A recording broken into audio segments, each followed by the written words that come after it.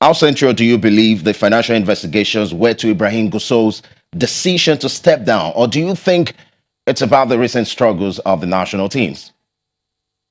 I think we should look at it more in terms of the recent struggles of the national teams. While, look, if we go back through history, we've always had this situation where things happen and then you hear EFCC investigations, you hear the NFF president, general secretary, some board members being called into EFCC offices.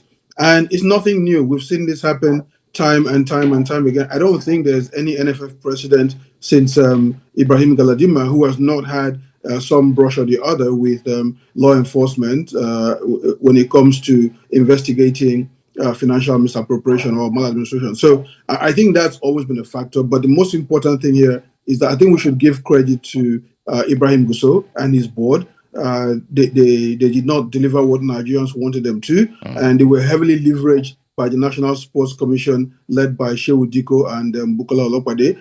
And so, in the end, the pressure from the fans, the pressure from the media, the pressure from the what you might call the National Sports Commission contributed. So, and I think we should give them credit again. Like I said, not every NFL administration that has failed has voluntarily resigned as a whole. And the fact that they've done this, they've set the bar for the others to say, look, you know what? If you fail, you also go, because qualification for the World Cup and qualification for the twin World Cups, both the men and the women, is non-negotiable for Nigerians. We are that much of a big football country that those two things should be non-negotiable and certainly not happening at the same time. So this sets the bar for any other NFL administration coming forward that, look, if you fail here, look at what has happened to this guy. You also have to go.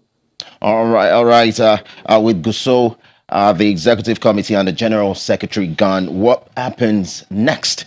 How likely is a normalization committee from the National Sports Commission, and what role might FIFA play moving forward now?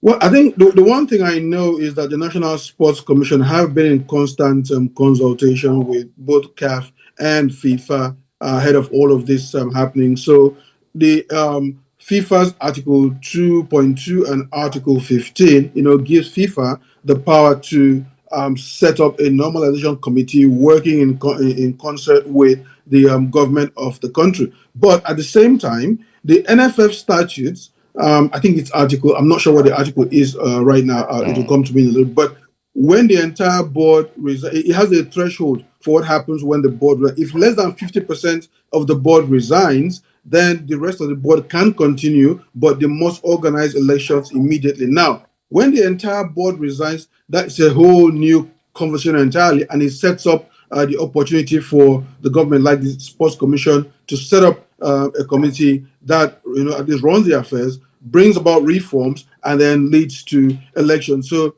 the most important thing right now is that there are reforms that are going to be carried out. If you go back to March during the NFF AGM, Shehu Diko, the Sports Commission chairman, told the Congress, look, they have to have reform, and that if they do not do reform voluntarily, it will be done for them. This resignation, this mass resignation, would have triggered that for the National Sports Commission.